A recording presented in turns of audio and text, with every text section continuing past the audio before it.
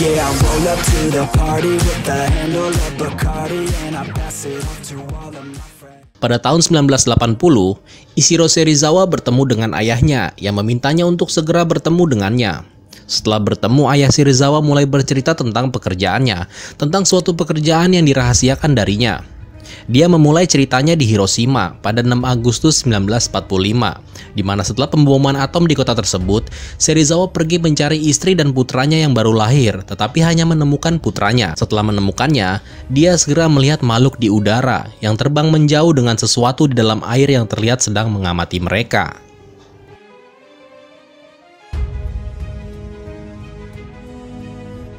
Serizawa kemudian meninggalkan Ishiro dengan kakek neneknya demi keselamatannya dan kemudian terus bekerja di Angkatan Laut Jepang.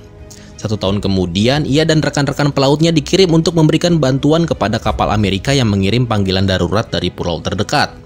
Setelah menemukan salah satu pria Amerika, para pelaut menemukan kapal yang hancur jauh di pedalaman dan diserang oleh suatu makhluk yang tidak dikenal. Kemudian mereka masuk ke dalam kapal untuk menyelamatkan orang-orang yang terperangkap di dalamnya.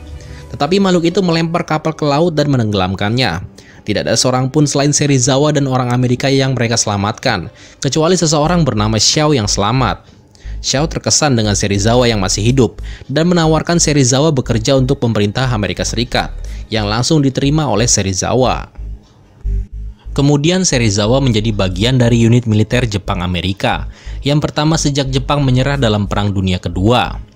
Jenderal MacArthur menjelaskan bahwa tugas unit Monarch adalah membunuh organisme darat besar yang tidak dikenal dalam kerahasiaan untuk menghindari kepanikan di seluruh dunia. Salah satunya ialah Shinomura. Shinomura menyerang tempat-tempat di sekitar Samudra Pasifik setiap tahun, mulai dengan Rusia Filipina tahun 1946, Australia Barat pada 1947, Pulau Moansa 1948, Selandia Baru 1949, dan Pulau Guam 1950. Setiap kali Shinomura menyerang, para saksi melaporkan bahwa selain Shinomura, mereka juga melihat makhluk seperti buaya raksasa yang mengusir Shinomura. Serizawa percaya bahwa monster itu disebut Gojira, kombinasi kata Jepang untuk gorila dan ikan paus. Nah, kemudian Serizawa membuat beberapa orang turun di lautan dan menemukan Gojira sedang mengkonsumsi kapal selam nuklir pertama Amerika Serikat yang bernama Nautilus. Tetapi setelah berminggu-minggu mencarinya lagi, Gojira menghilang dan tidak ditemukan.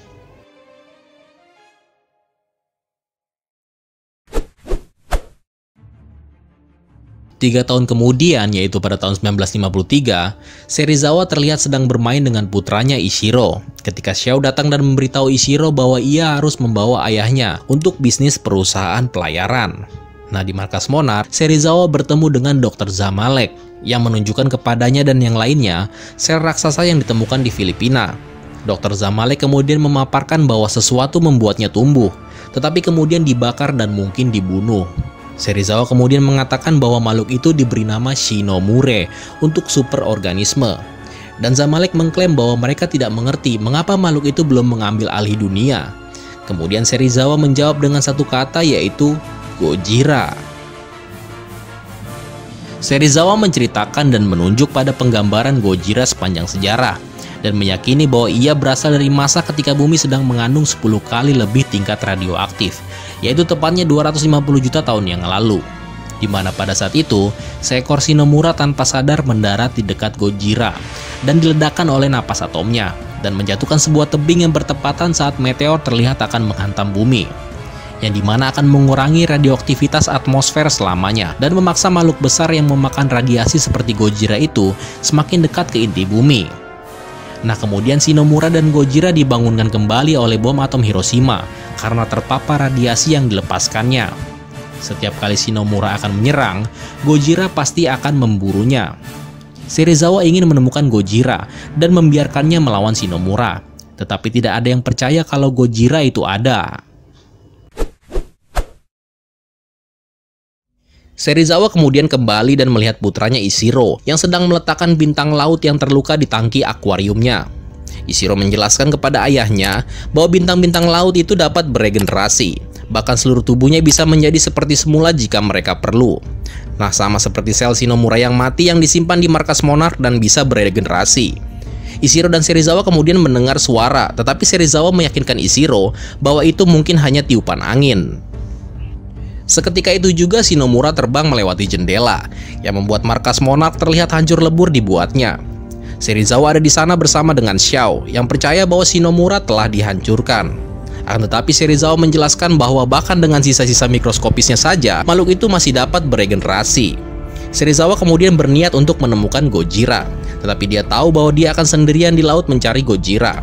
Serizawa kemudian mengucapkan selamat tinggal kepada putranya Ishiro dan pergi untuk hidup di lautan sendirian di atas sebuah kapal dan kemudian mencari Gojira.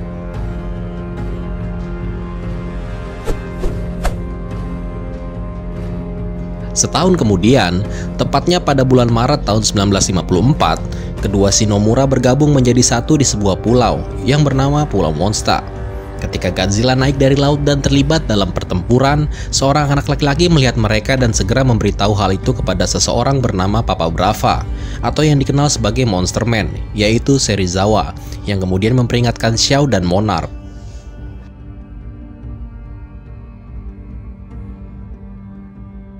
Pertempuran Godzilla dan Shinomura terlihat sangat brutal dan berlangsung secara terus-menerus, dan membuat sebagian pulau terbakar ketika Serizawa mencapai pulau itu. Godzilla membelah kedua Shinomura itu dengan napas atomnya dan membunuh salah satunya dengan ledakan atomnya. Nah, ketika kapal angkatan laut tiba, Shinomura lainnya berhasil meloloskan diri, yang hanya dilihat Serizawa dan diikuti oleh Godzilla. Kini Monarch telah melihat Gojira dan mereka percaya bahwa makhluk itu terbukti ada.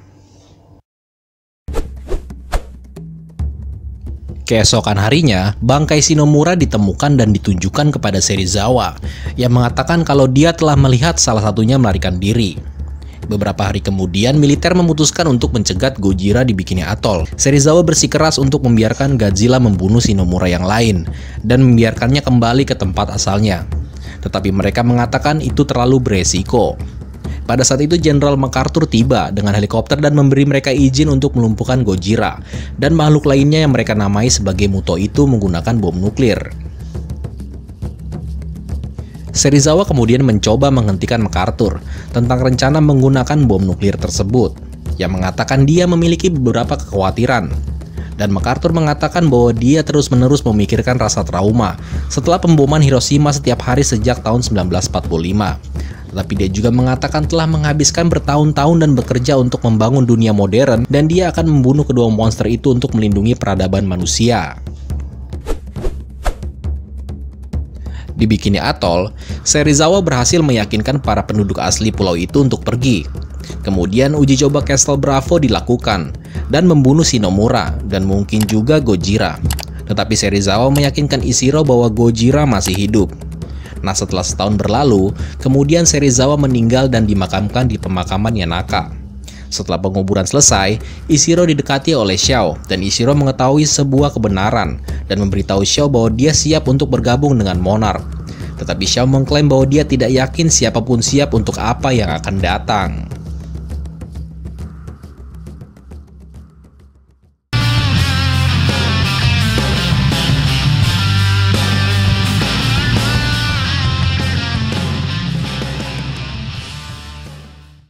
Pada tanggal 24 Juli tahun 2012, Angkatan Laut Australia menemukan sebuah bungkusan atau paket aneh dengan sebuah logo dengan gambar Monarch, di mana bungkusan itu terlihat mengambang di perairan Pasifik Selatan. 2 minggu kemudian, tepatnya pada tanggal 9 Juli, seorang pria bernama Singh terlihat mengunjungi seseorang yang bernama Houston Brooks. Nah, si Houston Brooks ini yang ada di film Kong Skull Island.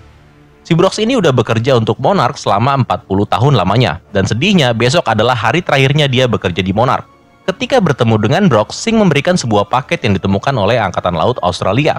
Ternyata di dalam paket itu terdapat sebuah alat perekam milik putranya, yaitu Aaron Brooks. Nah, si Aaron ini ternyata udah menghilang cuy dalam sebuah ekspedisi ke Antartika pada tahun 1995.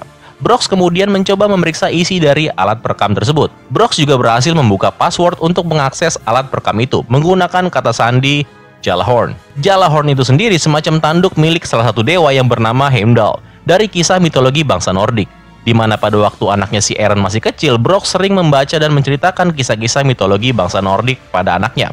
Maka si Brooks ini tahu kalau anaknya si Aaron pasti menggunakan kata sandi Jalahorn sebagai sandinya.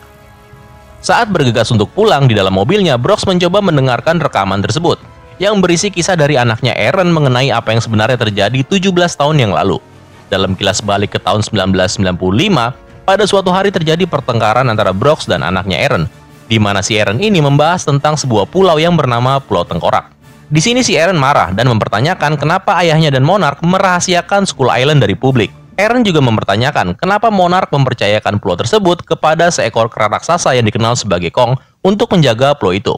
Nah, si Aaron ini kayak nggak percaya gitu cuy sama Kong, dan keberadaan pulau itu menurutnya sangat berbahaya dan suatu saat bisa mengancam dunia ini.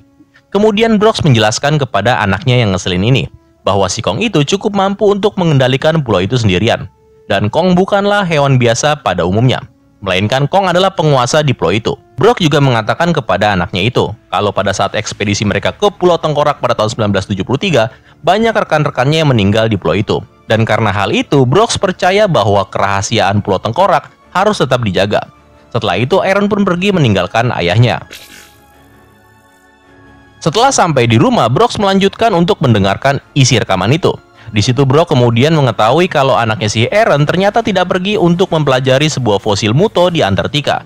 Tapi Aaron dan timnya malah pergi ke Skull Island, di mana pada tahun 1995, Aaron dan tim operasi Monarch tiba di Pulau Tengkorak dengan menggunakan sebuah pesawat. Selain Aaron, di dalam tim tersebut, ada beberapa orang yang ikut dengannya. Mereka adalah Evgeny Chmedov yang merupakan seorang ahli kriptobiologi. Ada juga Evelyn Matemavi yang direkrut secara pribadi oleh Houston Brooks dan dia juga udah menjadi bagian dari Monarch.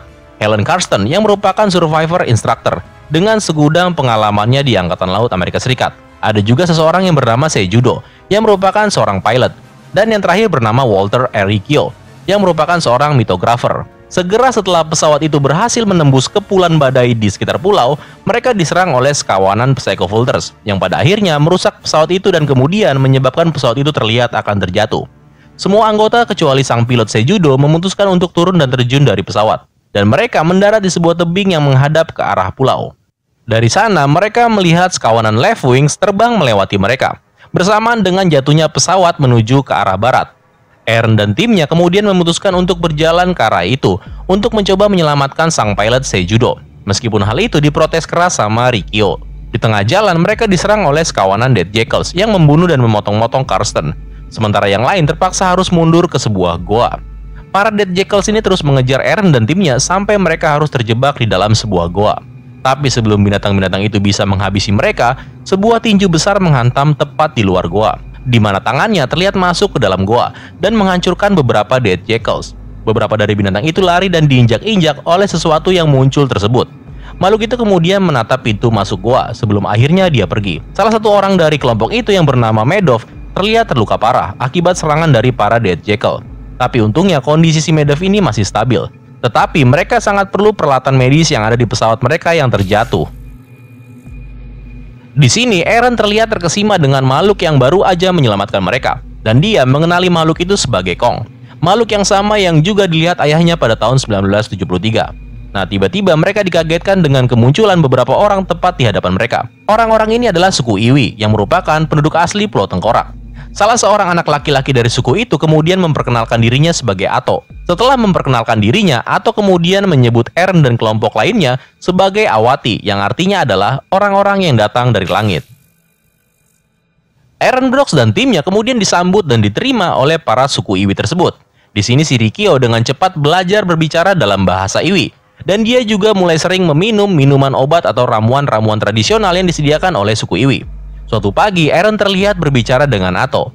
Nah, karena Ato ini lancar berbahasa Inggris, Aaron kemudian bertanya bagaimana Ato bisa berbahasa Inggris. Ato mengatakan kalau suku Iwi memang lebih suka berkomunikasi melalui tindakan dan bukan bahasa lisan. Tapi karena dulunya Hank Marlowe yang udah mengajarkan ayahnya si Ato ini berbahasa Inggris, maka ayahnya pun mengajarinya bahasa Inggris. Di situ, Ato juga memberitahu Aaron kalau para penduduk Iwi membangun tembok yang terdiri dari potongan-potongan bambu itu adalah untuk mencegah sang iblis keluar. Dan jika saja ada satu tiang di tembok itu yang rusak, maka seluruh bagian tembok itu akan hancur. Di saat yang bersamaan, Rikyo mengundang Aaron dan Evelyn untuk mengikutinya ke kuil suku Iwi, di mana di dalam kuil itu terdapat banyak sekali lukisan yang menggambarkan si makhluk raksasa yang bernama Kong. Nah, di situ Rikyo mendapatkan semacam penglihatan, di mana dia bisa melihat ke zaman dahulu kala. Jadi pada zaman dahulu itu ada seorang peramal hebat dari suku Iwi yang bernama Athena Tua, yang memimpin orang-orang Iwi ke Pulau Tengkorak. Dan peramal itu juga meramalkan kedatangan Awati. atau orang-orang dari langit. Evelyn kemudian mengatakan bahwa orang-orang dari langit yang dimaksud mungkin adalah si Hank Marlowe dan Gunpei Ikari. Lalu kemudian ekspedisi Monarch tahun 1973. Dan sekarang Eren dan timnya. Rikyo kemudian juga melihat kejadian di Pulau Tengkorak jutaan tahun yang lalu, di mana spesies Kong terlibat dalam pertempuran sengit dengan Skullcrawler yang tidak terhitung jumlahnya, yang pada akhirnya menghancurkan pulau yang dulunya adalah surga bagi para kera raksasa. Rikyo juga mengatakan kalau pertempuran itu bukan hanya sebuah evolusi, tapi benar-benar perang layaknya perang para dewa. Dia kemudian mengatakan kalau esok hari, para suku Iwi akan membawa mereka semua berziarah dan mengikuti rekam jejak sang Athena tua, di mana mereka akan berkomunikasi dengan Kong. Singkat cerita, di pagi harinya, Eren dan Evelyn dibangunkan oleh Atto, yang memberitahu mereka kalau Rikyo ingin mereka mengoleskan cat di tubuh mereka dalam sebuah upacara sebelum mereka memulai ziarah, sebagai upaya untuk menghormati tradisi suku Iwi, dan pada akhirnya mereka pun setuju. Di situ si Medov yang sebelumnya terluka parah sekarang udah sembuh cuy. Medov mengatakan bahwa ramuan obat-obatan suku Iwi telah membantunya sembuh total. Nah, akhirnya mereka semua tiba di sebuah bangkai kapal milik Belanda. Ketika memasuki kapal itu, mereka melihat banyak sekali lukisan di sana. Tiba-tiba Rikyo terlihat kesakitan. Dia mengatakan kalau sang iblis pulau ini terdengar sedang berbisik kepadanya. Di situ dia juga kembali mendapatkan sebuah penglihatan lagi, di mana si Rikyo ini melihat ketika suku Iwi pertama kali tiba di Pulau Tengkorak. Di situ mereka bertemu dengan sepasang kera raksasa, di mana dua kera itu adalah ras terakhir dari kelompoknya, setelah sebelumnya terlibat pertempuran dengan Skullcrawler. Setelah itu Rikyo pun segera keluar dari dalam kapal untuk melanjutkan ziarah, dengan Eren yang terlihat mengejarnya, ataupun mengatakan untuk jangan berkeliaran di tempat itu, karena sangat berbahaya. Dan benar aja, seekor makhluk bernama Seirenjau secara tiba-tiba keluar dari dalam air dan langsung menyerang mereka. Saat Eren dan yang lainnya terlihat melarikan diri dari makhluk itu, mereka menemukan sebuah bangkai helikopter dan beberapa peti yang berisi amunisi dari ekspedisi Monarch tahun 1973. Eren dan timnya kemudian langsung mengambil semua amunisi beserta persenjataan dari bangkai helikopter tersebut. Saat itu suara gemuruh pun terdengar, atau mengatakan kalau itu adalah auman dari Kong, dan dia datang untuk melawan Seirenjau. Rikyo kemudian mengatakan kalau mereka telah diselamatkan, dan dia juga mengatakan kalau Kong bukan hanya sekedar pelindung pulau ini, tapi juga dewa di pulau ini. Ketika mereka mencoba mendekati Kong, ternyata mereka udah terlambat, karena si Kongnya udah nggak ada. Yang ada hanya mayat dari Seirenjau yang terlihat dibantai habis sama Kong. Ketika Atto mencoba memberitahu Eren kalau mereka harus kembali ke pemukiman, pada saat itu beberapa Psycho Vultures dan Dead Jackal muncul di tempat itu untuk menyantap bangkai dari Seirenjau.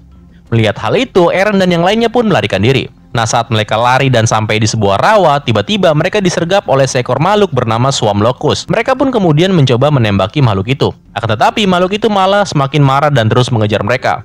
Mereka pun akhirnya berhasil lolos dari makhluk itu dengan bersembunyi di bagian dalam pulau itu dan beristirahat di bawah bebatuan. Di situ Atto kemudian memberitahu Eren kalau mereka nggak bisa kemana-mana karena semua jalan udah terblokir, dan mau nggak mau mereka harus menunggu para makhluk-makhluk itu selesai memangsa bangkai dari Seirenjau. Dalam hal itu membutuhkan waktu sekitar seminggu atau lebih. Di saat yang bersamaan, alat komunikator Eren menerima sebuah panggilan transmisi, dan ternyata panggilan itu berasal dari Seijudo, pilot mereka. Dan ternyata pilot tersebut masih hidup tanpa luka berat sedikit pun. Seijudo kemudian mengatakan kalau dia bisa menjemput Eren dan yang lainnya sehingga mereka bisa meninggalkan pulau itu. Atau juga mengatakan kalau lokasi tempat pesawat yang dikendarai oleh pilot mereka itu mendarat di sebuah tempat yang merupakan rumah dari para Skullcrawler. Eren kemudian memberitahu Seijudo kalau rencana mereka di Skull Island ini harus dibatalkan. Mendengar hal itu, Rikyo menjadi marah. Alasannya adalah karena mereka tinggal selangkah lagi bertemu dengan sang dewa secara langsung. Eren yang kesal kemudian memberitahu Rikyo kalau dia dipersilakan untuk tetap tinggal di pulau ini. Singkat cerita, akhirnya mereka sampai di sebuah kuburan yang berisi dua kerangka spesies Kong yang terlihat bersebelahan. Atau kemudian mengatakan kalau tempat ini dijuluki sebagai Fallen God. Saat mereka melewati tempat itu, mereka melihat beberapa Skullcrawler kecil, dan mereka mencoba bersembunyi dari para Skullcrawler itu. Di tengah persembunyian mereka, Eren mengatakan bahwa di catatan ayahnya yang sempat dia baca, mengatakan kalau Kong udah membunuh para Skullcrawler yang terakhir pada tahun 1973. Tetapi di sini Atto menyangkal hal tersebut dengan mengatakan masih ada lebih banyak lagi Skullcrawler yang masih hidup di bawah tanah. Nah, mereka semua kemudian berhasil masuk ke dalam sebuah goa. Ketika berada di dalam goa, si Rikyo menjerit dan dia mengalami sebuah penglihatan lain. Karena mungkin berisik atau kemudian menyuruh Rikyo untuk diam. Karena Skullcrawler terlihat mendekati mereka. Evelyn mencoba menenangkan Rikyo, tetapi Rikyo tetap berteriak dan mengatakan kalau dia bisa melihat tentang kelahiran Kong. Dalam penglihatannya, Rikyo melihat dua anggota terakhir dari spesies Kong melawan beberapa Skullcrawler besar. Dia juga mengatakan kalau tempat ini dulunya adalah rumah bagi para kera raksasa. Tempat ini menjadi tempat terakhir di pulau itu yang jatuh ke tangan Skullcrawler. Saat terjadi pertempuran dengan Skullcrawler, kera betina yang sedang hamil kemudian melahirkan di tengah-tengah pertempuran, di mana yang jantan secara terus-menerus harus berhadapan dengan Skullcrawler yang gak ada habis-habisnya. Saat ibu Kong berhasil melahirkan Kong dengan selamat, ayahnya terlihat kewalahan ketika berhadapan dengan Skullcrawler. Dengan situasi tanpa harapan itu, ibu Kong membawa putranya ke dalam sebuah goa dan menyegelnya di dalamnya. Sebelum akhirnya ibu dan ayah Kong dibantai secara brutal oleh Skullcrawler, di mana si Kong melihat kejadian mengerikan tersebut dari dalam goa. Setelah pertempuran, Kong muncul keluar dari dalam goa dan mendekati orang tuanya. Di situ Kong berlutut di antara mayat kedua orang tuanya. Dia berbaring berdampingan dan menangis.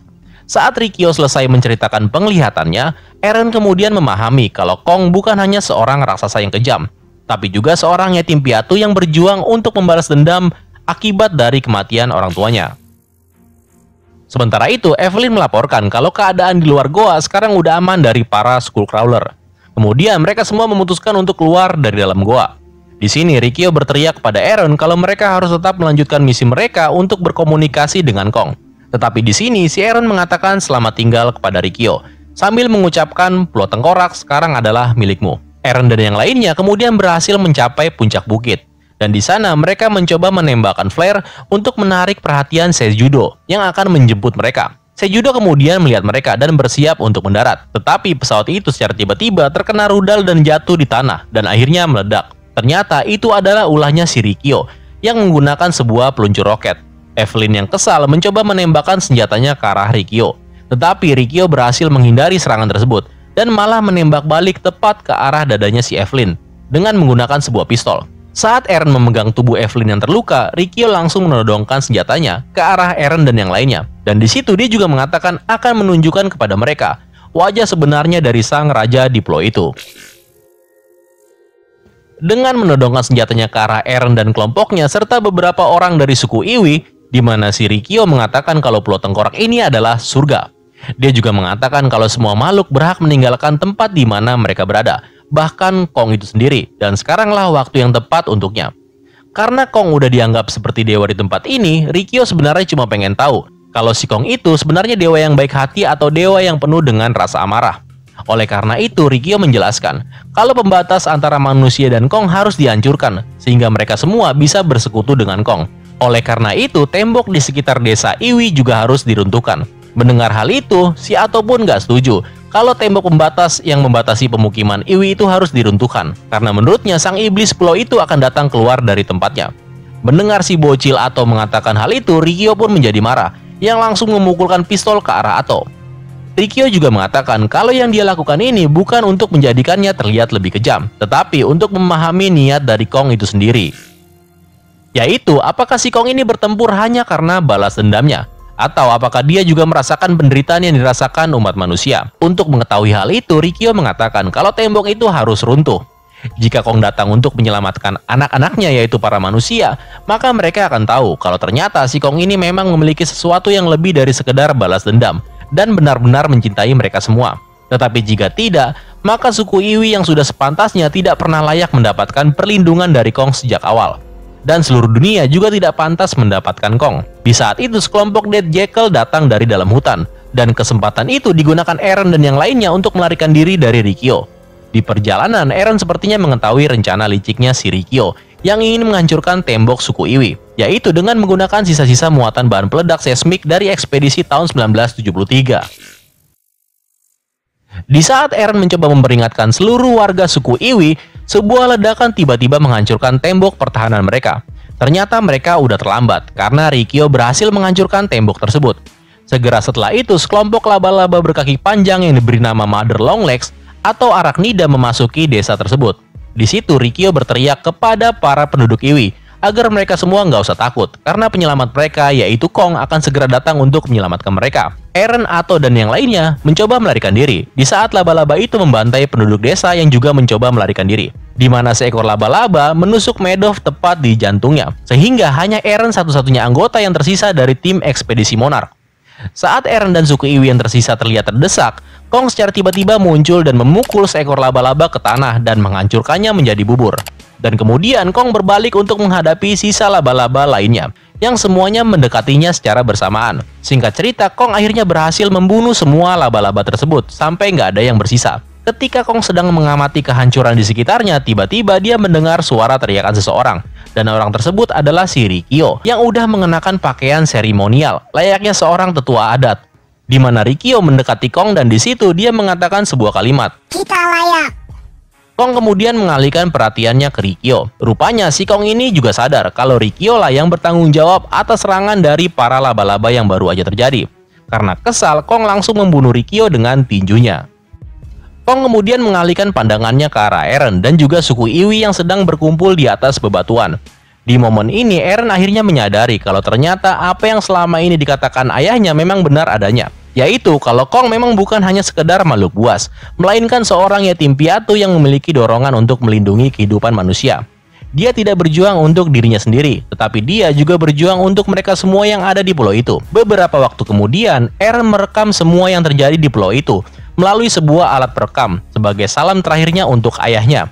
Alat perekam itu kemudian disegel di dalam wadah tanah air, lalu mengirimkannya ke lautan menggunakan salah satu perahu milik suku Iwi. Sebagai anggota terakhir ekspedisi Monarch yang masih hidup, Eren bertanggung jawab untuk tetap tinggal di Skull Island untuk membantu suku Iwi membangun kembali pulau mereka. Kemudian cerita balik lagi ke tahun 2012, di mana Houston Brox terlihat menghadiri pesta pensiunannya. Nah, setelah mendengarkan seluruh catatan putranya, di situ kemudian Singh bertanya kepada Brox, apa yang ingin dia lakukan sekarang? Brox kemudian menjawab kalau dia mendapatkan sebuah ide untuk pergi berlayar. Ketika rekan kerjanya memberikan rekomendasi untuk mencoba berlibur ke Alaska, si Brox ini menolak. Di situ kemudian dia menjawab kalau dirinya ingin bepergian ke tempat yang lebih tropis.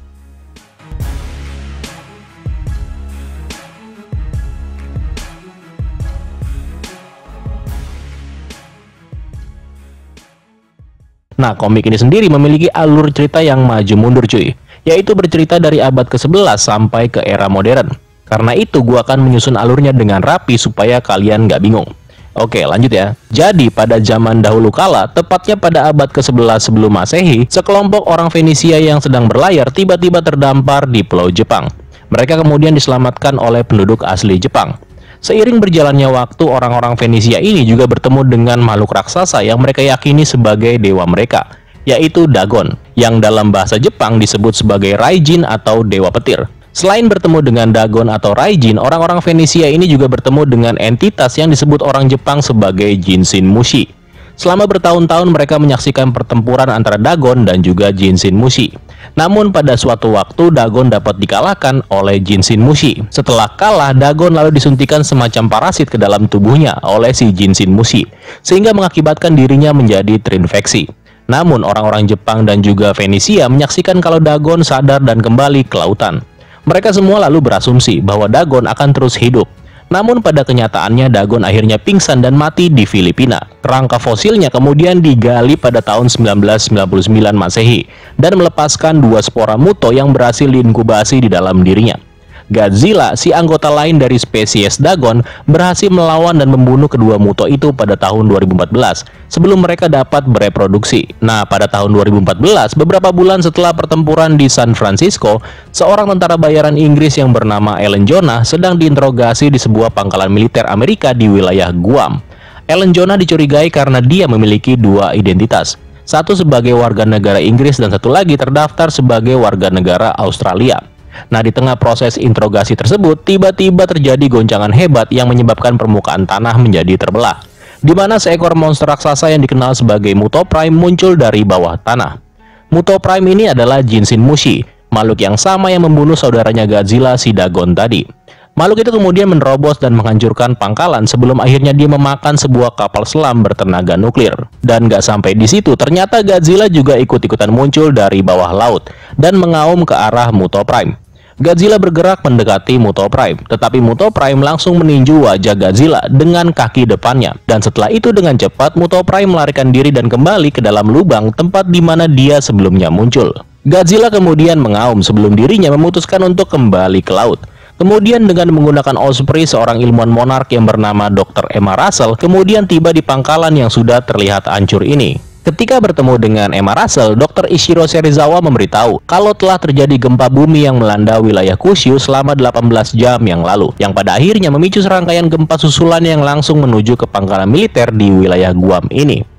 Menurut sumber, getaran itu berasal dari seekor monster Muto yang baru aja muncul dengan ukuran yang sangat besar dan bahkan lebih besar dari 2 ekor Muto yang pernah mereka temui. Nah, di dalam pangkalan ini Emma Russell juga bertemu dengan seseorang yang bernama Miles Eaterton, yaitu perwakilan dari Komisi San Francisco untuk Perserikatan Bangsa-Bangsa yang dibentuk untuk mengawasi kegiatan monark setelah insiden di San Francisco. Kemudian Serizawa bersama dengan asistennya Dr. Vivian Graham memberitahu Emma bahwa pemerintah Jepang telah meminta Emma untuk pergi ke wilayah Kyushu untuk melihat dan menyelidiki sebuah penampakan yang ada di tempat tersebut. Bersama dengan Eaterton, Emma lalu setuju untuk pergi ke tempat itu. Sebelum berangkat, Emma sempat berbincang-bincang dengan Vivian, perihal si Muto raksasa yang sebelumnya muncul dan memakan kapal selam nuklir.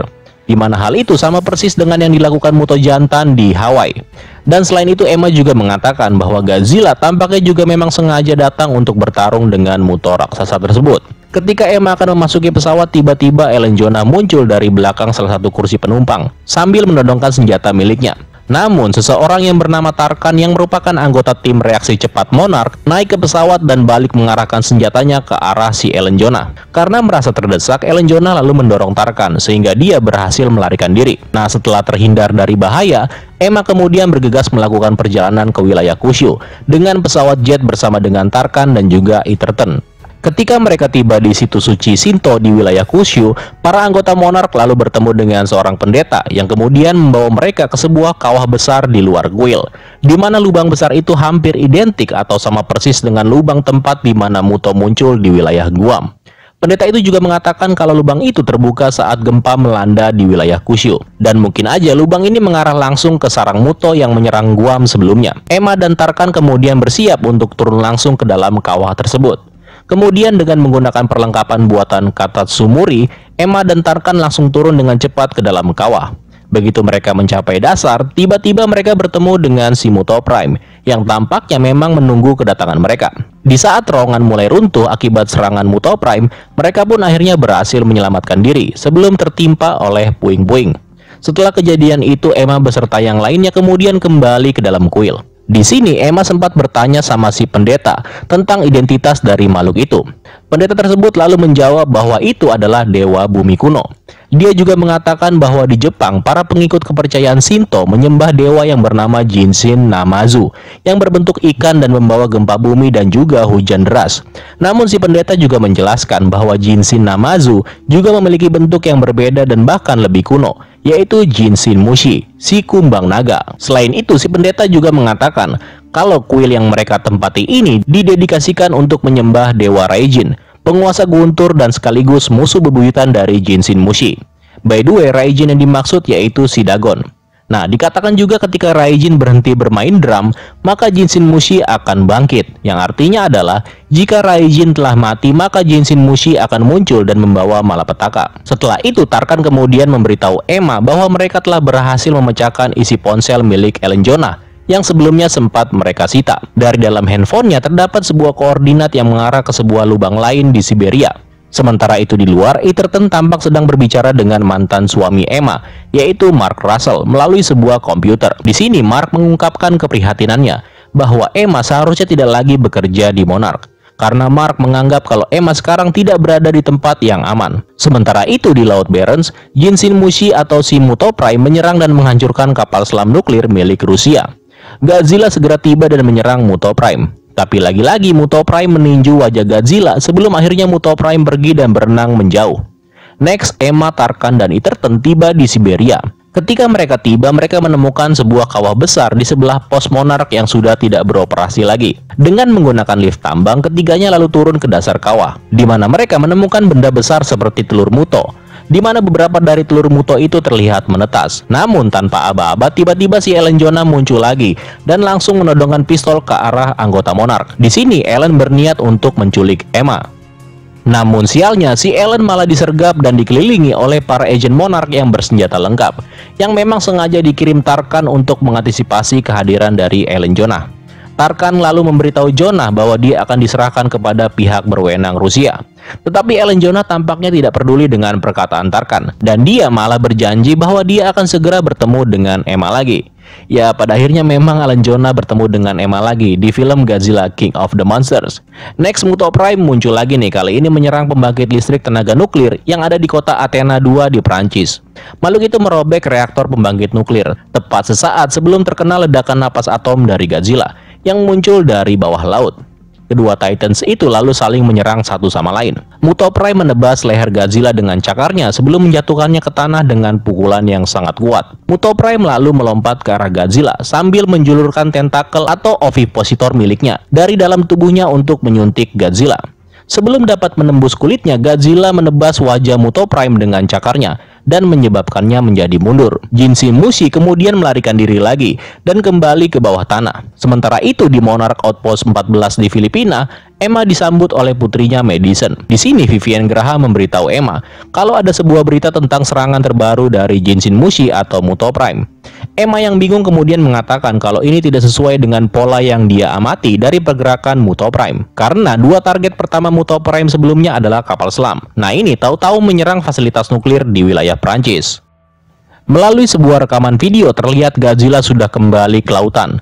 Di sini terlihat juga kalau Godzilla sudah terluka parah dalam pertarungan melawan Muto Prime. Vivian kemudian memberitahu Emma bahwa pemerintah Jepang ingin memperlihatkan sesuatu hal yang ditemukan di arsip kekaisaran, yaitu sebuah salinan tablet dari batu yang ditulis dalam bahasa Fenisia. Di sini Emma terkejut kenapa artefak milik bangsa Fenisia bisa ditemukan di Jepang. Next, kemudian dari hasil scanning telur-telur yang ada di Siberia sebelumnya menunjukkan bahwa telur-telur itu hampir identik dengan telur muto yang ditemukan di Filipina pada tahun 1999. Karena itu, Emma kemudian menginstruksikan Eterton untuk ikut dan pergi bersamanya ke Filipina.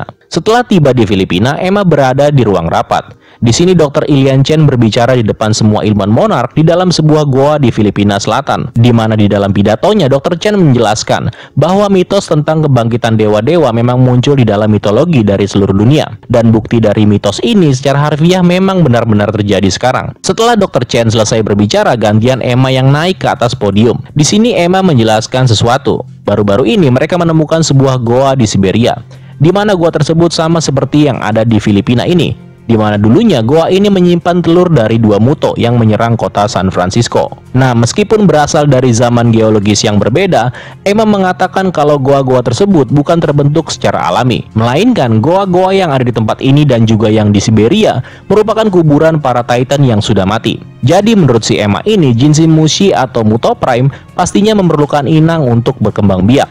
Karena itu spesies muto akan membunuh dan memasukkan parasit ke dalam tubuh lawannya agar bisa berkembang biak. Dalam sebuah layar memperlihatkan sosok makhluk yang mirip dengan Godzilla yang sudah mati. Serizawa lalu bertanya apakah makhluk ini mungkin nenek moyang dari Godzilla. Emma kemudian menjawab bahwa itu mungkin adalah nenek moyang dari Godzilla, karena nggak banyak yang diketahui tentang siklus hidup dari spesies Godzilla. Dari sebuah artefak kuno, Dr. Vivian Graham mencatat kalau ada sebuah pertemuan antara makhluk seperti Godzilla dan juga seekor makhluk yang tampaknya adalah Jinshin Mushi. Dijelaskan pula kalau makhluk yang mirip dengan Godzilla itu mungkin menjadi perlambangan bagi dewa Jepang Raijin dan juga dewa laut kuno yang bernama Dagon. Tablet itu menunjukkan dua tanda tusukan di perut Dagon yang mungkin berasal dari ujung tombak ovipositor milik Jinshin Mushi. Serizawa menyimpulkan bahwa Jinshin Mushi pasti telah memasukkan calon anak-anaknya di dalam tubuh Dagon, seperti layaknya parasit. Begitu Dagon terinfeksi, telur parasit akan memakan semua energi nuklir di dalam tubuh Dagon, sampai akhirnya dia mati. Dua buah teori kemudian dikemukakan oleh Emma. Teori yang pertama, Jinshin Mushi memiliki banyak kesamaan anatomi dengan muto yang menyerang San Francisco. Dan karena itu Emma percaya kalau Muto Prime atau Jinshin Mushi adalah subspesies induk dari seluruh muto.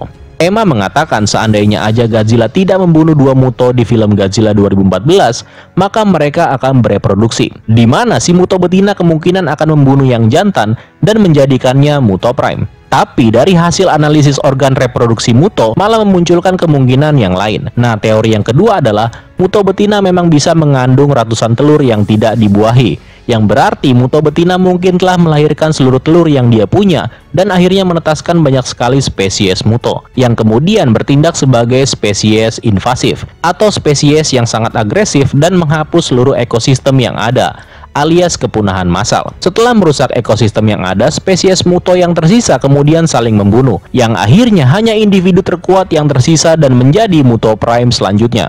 Emma mengatakan bahwa dia tidak mengetahui hal ini secara pasti. Tapi ada satu pernyataan Emma yang paling menarik cuy, yaitu Emma dengan jelas mengatakan dari goa yang ditemukan di Filipina ini dan juga di Siberia menunjukkan kalau ada lebih dari satu spesies Godzilla. Satu di Filipina yaitu si Dagon, dan satu lagi di Siberia yang menurut Emma itu juga adalah spesies Godzilla karena siklus hidup Muto Prime ini telah terjadi berulang kali.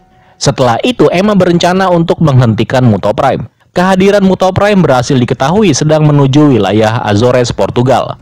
Emma dengan cepat pergi dan mencoba melakukan rencananya. Emma berencana untuk membuat sistem gelombang suara yang cukup kuat untuk memancing Muto Prime.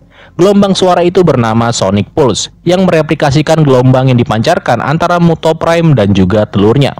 Kemudian pensiunan anggota Monarch yang bernama Houston Brooks tiba dan mendukung segala rencana yang akan dilakukan oleh Emma. Nah, singkat cerita, Emma bergegas pergi menuju Portugal. Di perjalanan, Tarkan memberitahu Emma kalau Ellen Jonah berhasil melarikan diri dari penjara Rusia. Di sini Tarkan tampak bingung dengan kelakuan Ellen Jonah karena Ellen Jonah begitu tertariknya sama si Emma.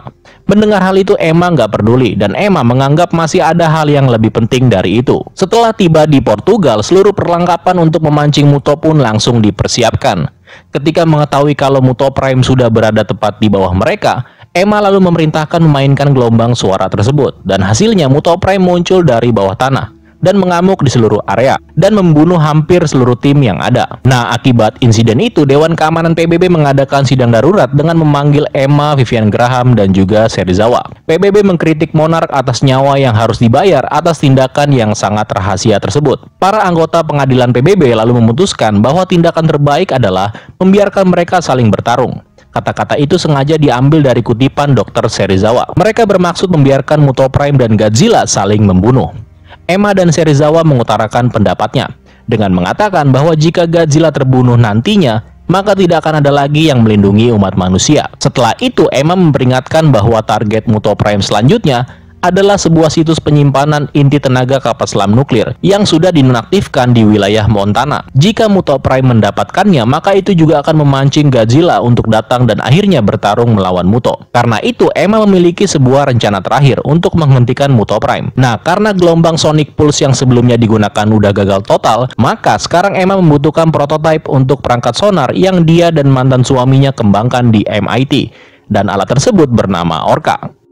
Namun sayangnya nih, alat itu sekarang berada di tangan PBB. Karena nggak ada jalan lain, maka si Eterton mencoba mencuri prototipe tersebut. Dan Orca pun berhasil dicuri dan diberikan kepada Emma tepat sebelum Eterton ditahan oleh petugas keamanan. Sementara itu, Muto Prime mulai mendekati fasilitas di Montana. Namun Godzilla langsung datang dan menyerang Muto serta menjatuhkannya ke tanah. Muto Prime bangkit kembali dan menebas Godzilla tepat di wajahnya. Di tengah-tengah pertarungan, Emma dan Tarkan juga mendarat di tengah pertempuran. Muto Prime meninju wajah Godzilla lagi, tetapi Godzilla membalas dengan menabrak Muto Prime. Muto Prime lalu melompat di atas Godzilla dan menyerang punggungnya. Serangan itu mengejutkan Godzilla. Muto Prime juga bahkan menembakkan raungan Sonic yang menghancurkan lempeng dorsal di punggungnya dan menjatuhkannya ke tanah. Sementara itu, Emma dan Tarkan berhasil masuk ke dalam fasilitas dan mengaktifkan Orca, tepat di saat Muto Prime hendak menusuk Godzilla dengan ovipositornya. Akibat gelombang suara yang dipancarkan oleh Orca menyebabkan Muto Prime sedikit teralihkan. Godzilla yang mengetahui lawannya lagi bingung kemudian mengangkatnya ke punggungnya dan menembakkan energi atom yang kuat dari lempeng dorsal yang ada di punggungnya. Ledakan itu melemparkan Muto Prime ke langit, memotong kaki depannya yang lebih kecil dan menyebabkannya jatuh ke tanah. Sebelum Muto Prime dapat beraksi, Godzilla menginjak dan menghancurkan kepalanya dan akhirnya membunuhnya. Setelah itu Emma dan Tarkan menyaksikan Godzilla mengeluarkan raungan kemenangan sebelum akhirnya tertatih-tatih pergi menjauh dengan asap yang mengepul dari punggungnya yang sudah terluka. Next, setelah itu di kota Boston, Emma terlihat sedang berjalan-jalan bersama dengan anaknya Madison. Dalam obrolannya, Emma berjanji bahwa dia tidak akan pernah meninggalkan Madison lagi. Emma mengatakan bahwa dunia sedang berubah dan beberapa hal menakutkan mungkin akan segera terjadi. Tetapi itulah satu-satunya cara agar segalanya menjadi lebih baik. Apapun yang terjadi nantinya, dia bersumpah akan menjaga Madison tetap aman. Di sini Madison juga mencoba bertanya kepada ibunya tentang apa yang terjadi sama orang-orang Venezia di zaman dahulu. Tetapi Emma menjawab bahwa dia tidak tahu. Emma menjelaskan kekagumannya pada semua petualang dan juga penjelajah yang berani datang meskipun tempat itu sebenarnya masih belum diketahui.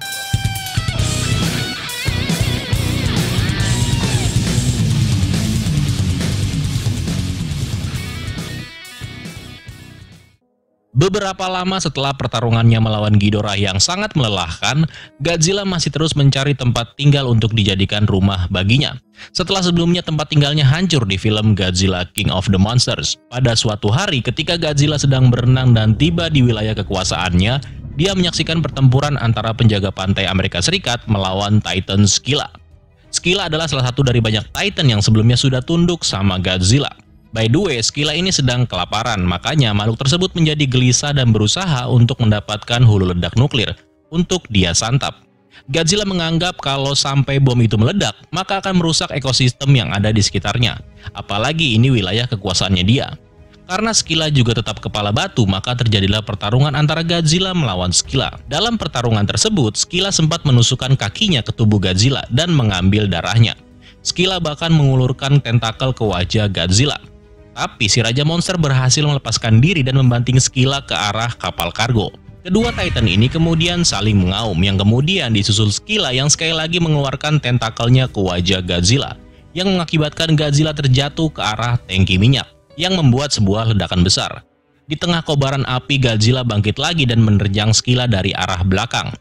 Skylla yang terjatuh berusaha bangkit kembali dan kemudian mengeram ke arah Godzilla. Saat manusia berhasil menyelamatkan hulu ledak nuklir ke dalam kapal, Skylla akhirnya mundur ke bawah air.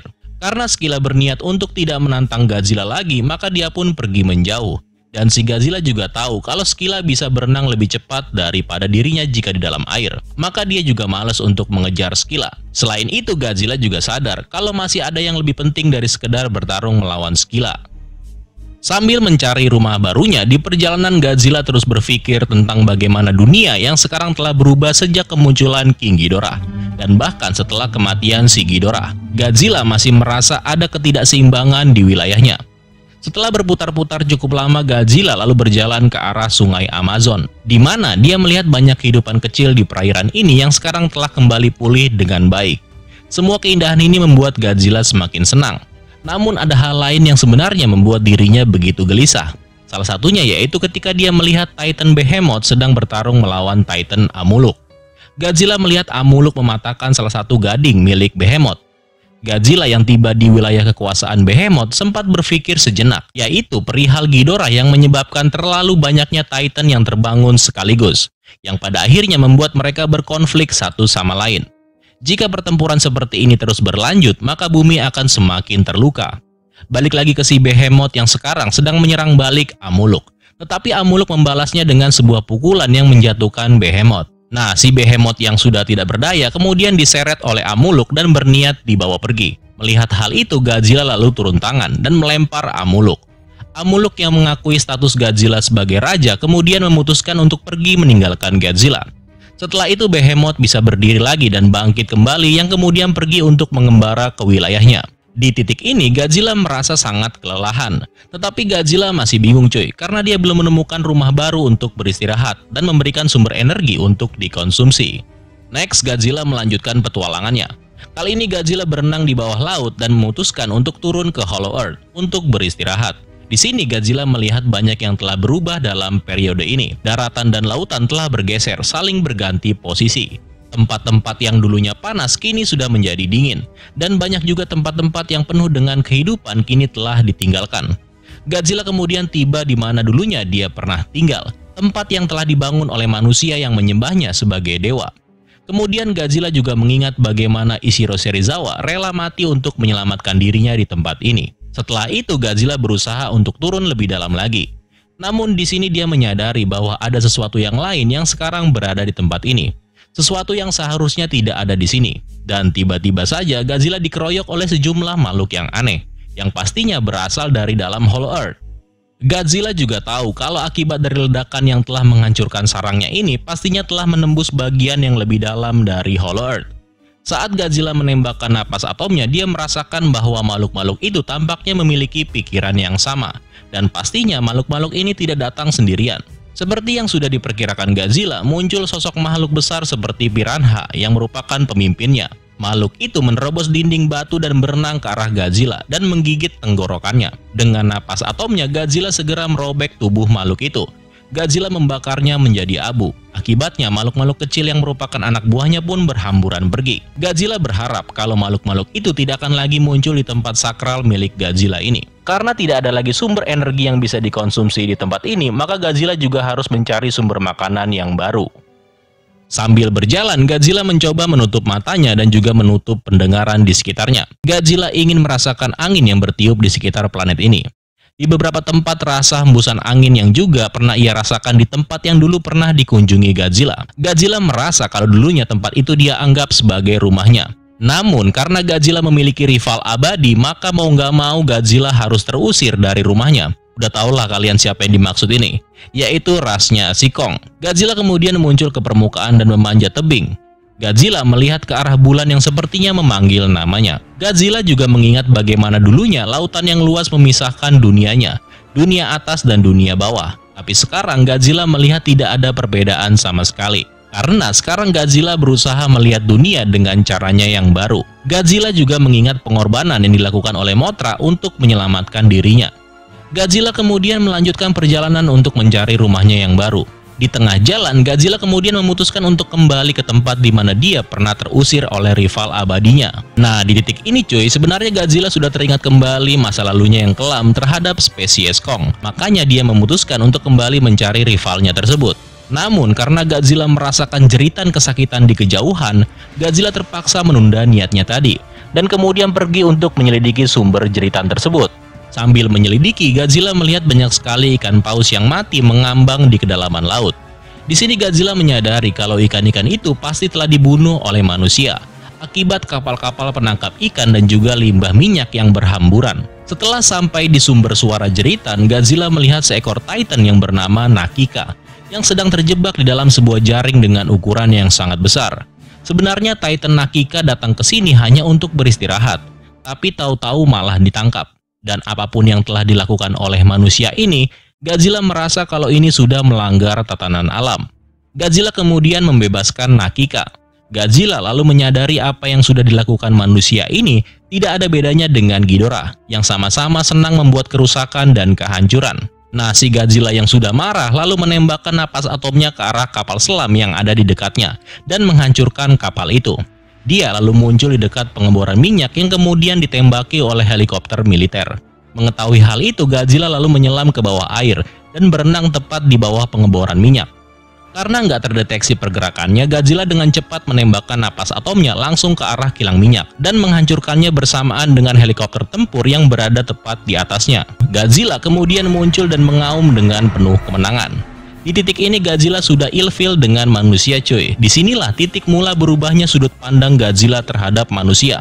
Nggak 100% benci, cuma Godzilla merasa ternyata manusia yang di atas permukaan bumi ini nggak semuanya baik. Maka dari itu nggak perlu kaget ketika melihat Godzilla menghancurkan kapal-kapal perang manusia dan segala fasilitasnya di film Godzilla vs Kong. Godzilla tahu mana manusia yang perlu dilindungi dan mana yang perlu dimusnahkan. Setelah kejadian itu, Godzilla kembali meneruskan pencariannya, yaitu mencari si rival abadinya. Godzilla membutuhkan energi untuk mengisi ulang tenaganya. Godzilla terus berenang melalui terowongan ke dalam Hollow Earth. Di perjalanan, Godzilla sempat mempertajam sirip yang ada di punggungnya dengan cara menggesekannya di bebatuan yang tepat berada di atasnya. By the way nih, selain menggesek-gesekan begini, siripnya si Godzilla juga pernah hancur akibat bertarung melawan Muto Prime di komik Godzilla Aftershock. Karena itu kalau kalian perhatikan, lempeng dorsal Godzilla di film Godzilla vs Kong bentuknya sudah jauh lebih berbeda. Next, Godzilla lalu muncul dari bawah lapisan es dan melanjutkan perjalanannya. Godzilla terus berenang sambil melewati beberapa orang manusia serta kapal selam Monarch. Godzilla juga berenang melewati bangkai para Titan yang sudah mati. Dan akhirnya Godzilla mencapai tujuannya. Ketika sampai di sebuah daratan, di sini Godzilla bisa merasakan bahwa sang rival memang ada di sini. Namun, Godzilla merasakan kalau ada sesuatu yang telah terjadi yang membuat tempat ini terasa aneh. Godzilla lalu mengaum untuk memberi tanda kalau dia sudah berada di sini dan menantang penghuni pulau tersebut. Tetapi sama sekali tidak ada jawaban dari dalam pulau. Tiba-tiba sesuatu yang gak diduga terjadi. Dari bawah air, Godzilla mendapati dirinya diserang oleh seekor Titan yang bernama Tiamat. Titan ular raksasa yang melilitkan tubuhnya di sekitar Godzilla dan menariknya ke dalam pusaran air. Godzilla sempat menanduk Tiamat tepat di mulutnya. Tetapi Tiamat kemudian membalas serangan Godzilla dengan mengeluarkan napas asam yang sangat membutakan dari mulutnya. Karena nggak bisa melihat dengan jelas, Godzilla mencoba menggunakan inderanya yang lain untuk dapat menentukan lokasi musuhnya. Namun, Tiamat kembali berhasil melilit Godzilla dan mulai menyeret tubuh Godzilla semakin dalam ke bawah air. Godzilla menyadari kalau Tiamat adalah salah satu Titan terkuat ketika berada di kedalaman air. Karena itu Godzilla harus terus berjuang untuk dapat mencapai permukaan. Akhirnya nih, dengan susah payah kedua Titan tersebut muncul ke permukaan. Tapi lagi-lagi Tiamat menggigit leher Godzilla. Akan tetapi Godzilla berhasil menggenggam leher Tiamat yang kemudian membanting Tiamat dengan menggunakan ekornya. Melihat Tiamat yang tersungkur, Godzilla kemudian menginjak kepalanya berulang kali. Meskipun demikian, Tiamat berhasil bangun dan kembali menantang Godzilla. Namun Godzilla meresponnya dengan raungan yang lebih menakutkan. Karena kalah gertak, Tiamat memutuskan untuk mundur dan merayap kembali ke dalam air dan pergi menjauh. Nah, setelah itu Godzilla masuk ke dalam sebuah goa dan menemukan salah satu sarang tempat dia pernah tinggal. Seluruh dinding goa memperlihatkan lukisan-lukisan dirinya dan juga para pemujanya. Namun ternyata memang ada yang berbeda. Jadi sebelum Tiamat menguasai tempat ini, dulunya tempat ini dikuasai oleh spesies Kong yang lebih tua dan juga lebih kuat, yang berhasil mengusir Godzilla keluar dari tempat ini. Namun begitu melihat tengkorak anggota spesies Kong, Godzilla menyadari kalau musuhnya itu sebenarnya sudah lama mati. Itulah mengapa di film Godzilla vs Kong, Godzilla tidak membunuh Kong. Karena Kong yang lahir di Skull Island hanyalah keturunan dari nenek moyang yang menjadi lawan Godzilla di tempat ini. Nah, di titik ini Godzilla belum mengetahui kalau ternyata masih ada spesies Kong yang tersisa. Maka dari itu ketika dia tahu kalau ada spesies Kong yang masih hidup, ya diburu cuy. Setelah itu karena Godzilla sudah kembali ke rumah lamanya, maka dia sekarang telah menemukan tempat tinggalnya yang baru. Dan dia akan segera beristirahat. Tapi sebelum itu, pertama-tama Godzilla memanggil para Titan yang lain untuk beristirahat juga.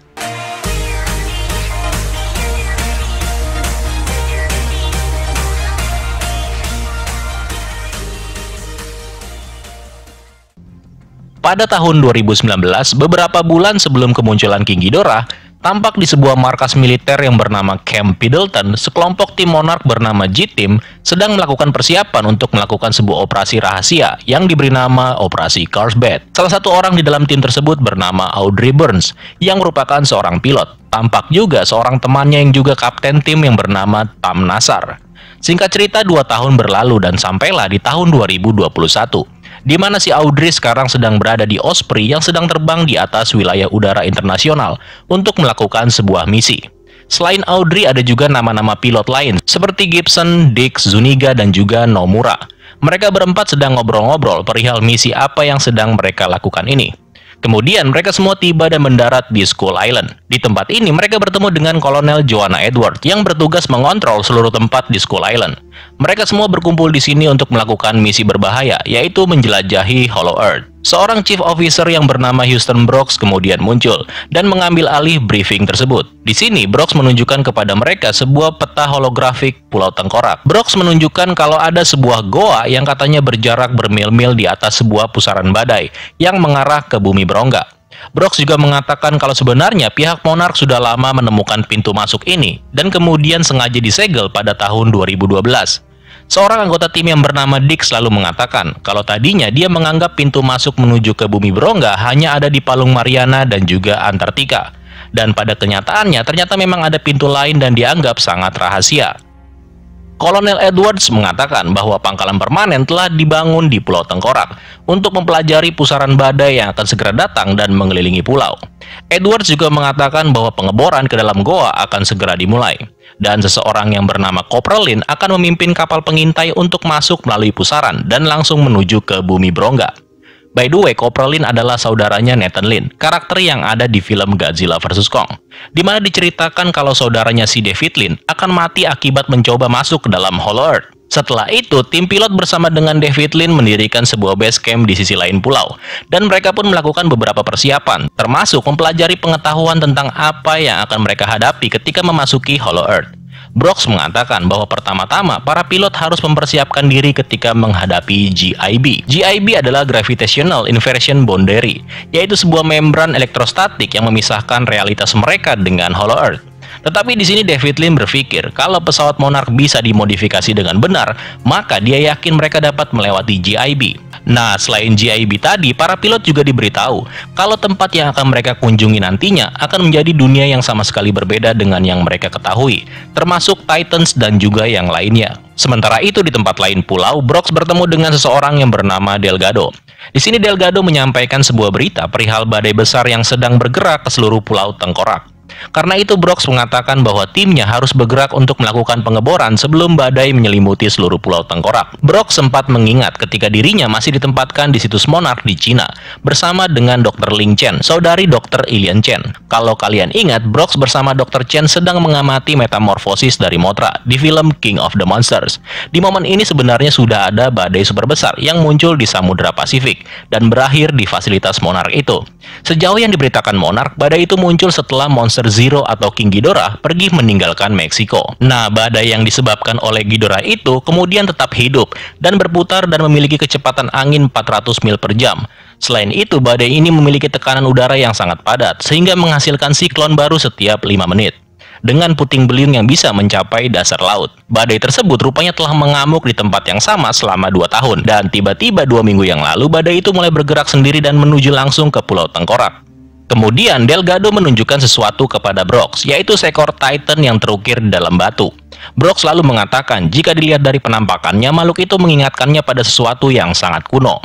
Brooks juga mengatakan kalau temannya yang bernama Dr. Ilian Andrew pernah menerjemahkan beberapa hieroglif yang mereka temukan di dekat pusaran badai. Di dalam temuan itu menceritakan tentang legenda suku Iwi, perihal badai besar dan juga pertempuran melawan matahari. Kemudian, melalui alat komunikasi, 2 orang pasukan yang sedang berada di dekat mereka memberitahu kalau mereka sedang diserang oleh seekor harimau berwujud roh yang bergerak mendekati mereka. Roh harimau itu menyerang para pasukan dan membunuh Chopper serta membuat Wallace melarikan diri.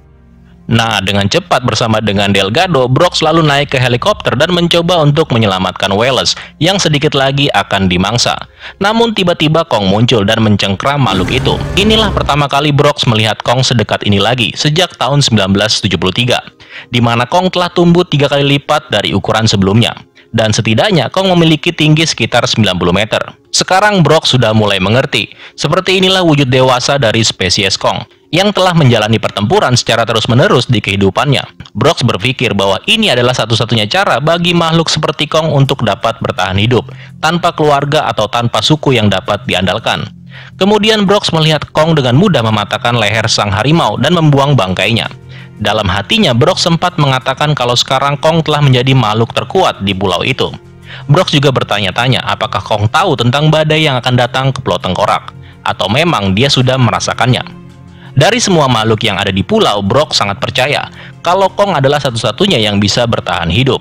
Nah, saat Kong pergi, Brooks sempat berpikir bahwa menjadi makhluk kuat seperti Kong ini pastinya sangat merasa kesepian. Sementara itu di dalam hutan, Kolonel Edwards sedang memimpin latihan fisik bersama dengan tim pilot Monarch.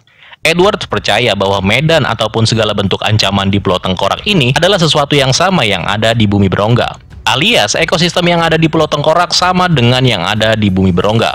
Singkat cerita, saat tim Monarch sedang berjalan melewati hutan, mereka mengetahui kalau Death Jackal terlihat akan menerkam Audrey. Tetapi Gibson berhasil menembak dan membunuh si Death Jackal. Setelah selamat dari sergapan Death Jackal, Audrey mencoba menatap ke arah bangkai Death Jackal dan mencoba untuk bernafas dengan tenang. Saat Audrey sedang mencoba untuk tenang, tiba-tiba Mother Longlegs datang ke tempat mereka. Di sini Audrey sempat teringat sebuah memori kelam, yaitu tentang sahabatnya Tam yang dulu sempat diserang oleh seekor Titan dalam sebuah misi yang dilakukan di tahun 2019. Akibat insiden tersebut, sampai sekarang sahabatnya itu dinyatakan koma dan tidak sadarkan diri. Nah, setelah sadar dari ingatan lamanya, akhirnya Audrey menembaki Mother Longlegs yang menyebabkannya jatuh ke tanah, dan akhirnya makhluk itu pun mati. Malam harinya, Brox dan Delgado terlihat terbang di atas pulau dengan menggunakan helikopter Monarch. Melalui alat communicator, seseorang yang bernama Charlie mengatakan kepada Brox bahwa timnya membutuhkan lebih banyak data tentang pusaran badai yang akan datang. Brox kemudian menjawab bahwa pusaran badai yang akan datang nantinya sewaktu-waktu dapat bergabung dengan sel badai yang memang sudah ada dari dulu di Pulau Tengkorak. Dan jika demikian, badai tersebut dapat datang hanya dalam hitungan menit, yang pada akhirnya dapat menimbulkan masalah. Setelah berbicara dengan Charlie, Brox meminta Delgado untuk tetap membiarkan helikopter mereka terbang melayang-layang, supaya Brox bisa menulis beberapa data. Dan di saat itu pula, Brox melihat Kong sedang menggigit Myre Squid yang berada tepat di dekatnya. Nah, ketika Brox dan Delgado memutuskan untuk kembali, Brox bertanya-tanya dalam hatinya, apakah nenek moyang Kong benar-benar hidup cukup lama untuk dapat tumbuh sebesar itu? Dan jika memang benar, bagaimana bisa pulau yang sekecil ini dapat menopang mereka? Brox kemudian berpikir, mungkin saja spesies Kong memang tidak pernah benar-benar ditakdirkan untuk berada di sini. Hal itu juga berlaku untuk semua Titan, bahkan Godzilla sekalipun. Saat Brox sedang memikirkan semua pertanyaan yang ada di kepalanya, Kong melihat Scare Buffalo sedang terperangkap di bawah sebuah pohon yang tumbang. Kong yang melihat hal itu kemudian mengangkat pohon dari Scare Buffalo. Namun, hal yang gak terduga terjadi lagi, di mana segerombolan Psycho Vultures terlihat mendekati helikopter yang ditumpangi oleh Brox dan Delgado. Kawanan itu juga ikut-ikutan turun dan mencoba untuk menyerang Kong. Tapi dengan cepat, Kong mengayunkan sebatang pohon ke Psycho Vultures. Bahkan Kong dengan sadis menggigit satu ekor Psycho Vulture dan menghancurkannya dengan rahangnya. Seekor Psycho Vulture yang lain kemudian menyerang balik dengan menghembuskan petir ke arah Kong. Dengan cepat Kong menangkisnya sehingga menyebabkan pohon tersebut terbakar. Dengan menggunakan pohon yang terbakar itu, Kong lalu mengayunkannya ke arah kawanan Psycho Vultures dan membunuh beberapa Psycho Vulture, serta mendapatkan beberapa yang lain dan juga meremukkannya. Setelah itu Kong lalu berbalik untuk melihat Scare Buffalo yang sebelumnya dia selamatkan. Tapi ternyata si kerbau sudah mati cuy. Akibatnya Kong pun menjadi sedih. Brox dan Delgado pun akhirnya selamat dan pergi meninggalkan Kong. Saat helikopter pergi, Brox mulai berpikir ternyata Kong tidak bisa tinggal lagi di Pulau Tengkorak. Sementara itu, pada malam harinya, Audrey sedang bermimpi tentang misinya di San Diego pada tahun 2019. Dalam misinya tersebut, Audrey bersama dengan anggota G-Team lainnya secara tiba-tiba diserang oleh seekor makhluk terbang raksasa. Bukan cuma satu, tetapi makhluk-makhluk itu datang secara bergerombol. Temannya Audrey berhasil melihat sosok Titan raksasa yang memimpin makhluk-makhluk itu. Nah, di momen inilah pesawat yang dikendalikan oleh Tam dihancurkan oleh makhluk tersebut. Dan Audrey kemudian terbangun dari mimpinya. Next, kemudian Brox terlihat sedang merekam dan mengamati perihal data-data yang dia kumpulkan mengenai pulau ini. Brox mencatat bahwa seminggu yang lalu, aktivitas seismik yang signifikan berhasil dideteksi. Dan sehari kemudian, pusaran badai besar juga terlihat bergerak mendekati pulau. Dan keduanya memang sepertinya saling terkoneksi. Melalui sebuah catatan milik temannya yang bernama Ilan Andrew, Brox juga mengetahui perihal peninggalan sejarah lain dari suku Iwi, yang mengatakan perihal King of the Deep, musuh abadi matahari, yang terus berusaha menguasai dunia dalam kegelapan yang abadi. Brox terus bertanya-tanya dalam hati, apakah ini semacam ramalan? Singkat cerita, karena desakan dari pemerintah dan juga pusaran badai yang sewaktu-waktu bisa memblokir akses mereka menuju Goa Rahasia, jadi si Brox menginstruksikan untuk mempercepat proses pengeboran untuk dapat masuk ke dalam Hollow Earth. Brox juga mengetahui bahwa sudah waktunya untuk mengirim Kong kembali ke tempat asalnya, dan semakin cepat mereka membuka goa, maka akan semakin baik. Singkat cerita, proses pengeboran pun dilakukan. Seseorang yang bernama Charlie mendapat persetujuan dari Brox untuk meledakkan dan membersihkan seluruh area pengeboran sebelum mengirimkan drone untuk memastikan keadaan. Charlie ingin eksekusi ini dilakukan dengan cepat sebelum Kong mengetahui perbuatan mereka. Karena seperti yang kalian tahu di film Skull Island, Kong begitu ngamuk ketika mengetahui kalau manusia meledakkan Pulau Tengkorak. Sementara itu, Brox terus-menerus merenungkan perihal ungkapan dari legenda suku Iwi tentang kegelapan yang akan menutupi dunia. Brox juga bertanya-tanya tentang siapakah King of the Deep yang ada di bawah tanah, dan apakah itu adalah seekor Titan. Di tempat lain, Kong sedang berada di dalam sebuah goa, di mana Kong melihat lukisan yang memperlihatkan salah satu anggota lain dari spesiesnya. Nah, karena lukisan tersebut tertutup oleh tanaman merambat, maka Kong mencoba untuk menarik tanaman tersebut untuk dapat melihat lukisan itu dengan jelas. Namun tiba-tiba perhatian Kong menjadi teralihkan ketika Kong mendengar sebuah ledakan besar. Ternyata si Charlie berhasil melakukan proses peledakan goa. Saat drone dikirim ke dalam goa, tiba-tiba saja suara jeritan terdengar dan memecahkan telinga. Bahkan jeritan itu membuat Kong kesakitan. Nah, di tempat lain, Audrey dan tim Monarch yang sedang latihan juga mendengar suara tersebut. Audrey bahkan mengenalinya sebagai suara Titan yang pernah dia hadapi di San Diego 2 tahun yang lalu. Sementara itu, Brox juga bertanya-tanya perihal suara yang baru aja dia dengar. Brox melihat melalui monitor dan mengetahui bahwa itu adalah jeritan dari dalam goa. Dia menyadari bahwa pusaran badai telah sampai di Pulau Tengkorak dan membuat langit seketika menjadi gelap gulita. Lewat sebuah file, Brox kemudian mengetahui kalau dirinya telah melakukan kesalahan dengan membangunkan kembali seekor Titan yang diberi nama Camazotz. Sementara itu di lokasi pengeboran, Kong juga tiba di tempat ini. Di sini Brox memberitahu Delgado bahwa badai yang ada di pulau dan gempa bumi ternyata memang saling terhubung, di mana keduanya sama-sama diaktifkan oleh pusaran badai yang baru aja tiba. Hal itu dikarenakan The King of the Deep atau si Camazotz memang tidak tahan dengan sinar matahari. Jadi dia membutuhkan kegelapan buatan untuk menghalangi sinar matahari sebelum akhirnya dia bisa muncul. Maka dari itu Camazotz dapat bangkit untuk mengklaim kerajaan barunya. Camazotz kemudian muncul dari bawah tanah tepat di depan Kong. Kong yang tahu kalau ada musuh yang harus dihadapi kemudian memukuli dadanya dan mengaum ke arah Camazotz. Dengan cepat Kong melempar sebuah tabung raksasa ke arah Camazotz. Tetapi Titan kelelawar itu mengeluarkan jeritan supersonik yang menyebabkan Kong memegang telinganya karena kesakitan. Camazotz kemudian mengangkat Kong ke udara dengan cakarnya dan menjatuhkannya. Para pilot yang dipimpin oleh Audrey kemudian juga mendekati zona pertempuran. Pesawat-pesawat itu lalu terlibat pertempuran udara dengan anak buah dari si Camazotz. Sementara itu Camazotz yang berhasil melempar Kong kini mencoba meluncur dengan kecepatan tinggi ke arah Kong. Namun Kong dengan cepat berhasil meraih tanduk Camazotz dan membantingnya ke tanah. Tapi lagi-lagi Camazotz melingkarkan ekornya di lengan Kong dan mulai mengangkat tubuh Kong lagi. Para pilot Monarch yang melihat Kong dalam situasi yang terdesak kemudian membentuk sebuah formasi dan mulai menembaki Camazotz. Camazotz yang marah lalu memanggil antek-anteknya untuk melawan jet-jet tempur Monarch. Camazotz yang berhasil melepaskan diri dari cengkraman Kong kemudian terbang tinggi ke udara. Ternyata si Camazotz sedang menuju ke pesawat yang dikendalikan oleh Audrey. Di momen ini, Audrey sempat teringat memori kelamnya ketika berhadapan dengan Camazotz di San Diego. Setelah itu, Audrey memutuskan untuk nggak akan kalah lagi melawan Camazotz. Dia kemudian terbang langsung melewati wajah Camazotz.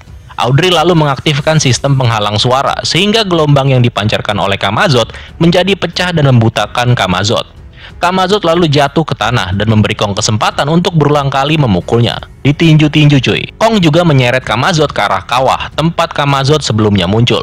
Kong lalu mencengkram leher Camazotz dan sekali lagi meninju wajahnya, sehingga membuat Camazotz jatuh kembali ke dalam kawah dan diikuti oleh anak buahnya. Sementara itu, Audrey berhasil keluar dari dalam pesawatnya yang sudah tidak terkendali. Kemudian dia berhasil ditangkap dan diselamatkan oleh Kong menggunakan tangannya. Audrey lalu berterima kasih kepada Kong dan mengatakan bahwa dia dan semua orang yang berada di pulau ini datang untuk membantu Kong. Kong kemudian menjawabnya dengan cara mengendus sebagai tanggapan dari pernyataan Audrey tadi. Nah, arti dari dengusan itu menandakan bahwa Kong menerima kehadiran manusia dari luar pulau ke tempat ini. Setelah kejadian itu, Brox kemudian memutuskan untuk pensiun dari segala aktivitasnya di Monarch.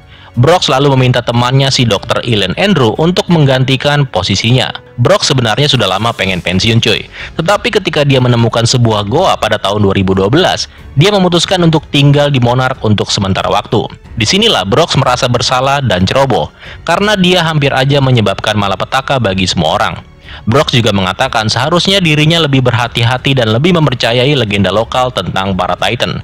Sekarang badai telah mengambil alih seluruh Pulau Tengkorak. Seluruh ekosistem pulau sekarang juga telah benar-benar berubah. Para penduduk suku Iwi juga sudah mulai dievakuasi, karena pulau ini sudah tidak aman lagi bagi mereka. Itulah sebabnya Brox memilih Andrew untuk menggantikannya. Andrew juga mengatakan kalau akibat kejadian ini telah membuktikan hipotesisnya tentang status Kong sebagai predator puncak, yang membuatnya kini telah menjadi target bagi Titan lainnya. Jika Kong meninggalkan pulau, maka mau nggak mau dia harus menghadapi Godzilla. Dan dengan alasan itu, maka mereka harus menahan Kong di sini selama mereka bisa.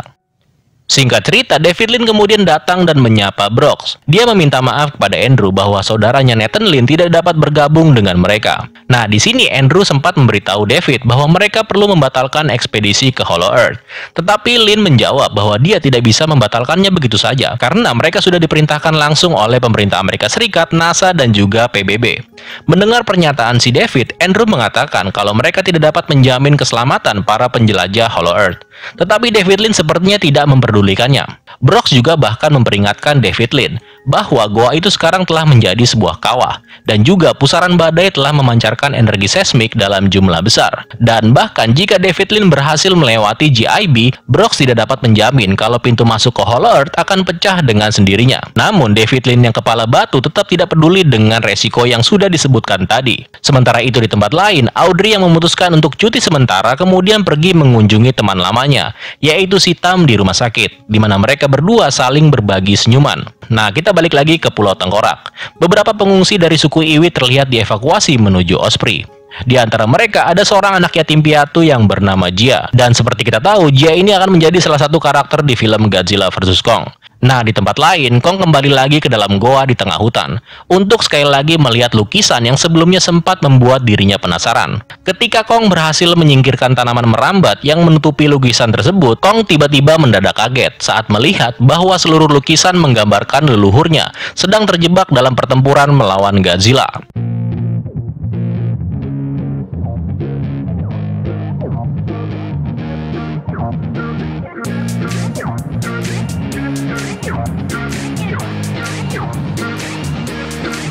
Oh yeah, I roll up to the party with the handle of Bacardi, and I pass it off to all of my friends.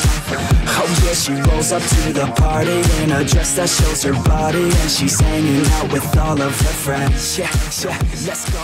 Yeah, she wants to play it like that.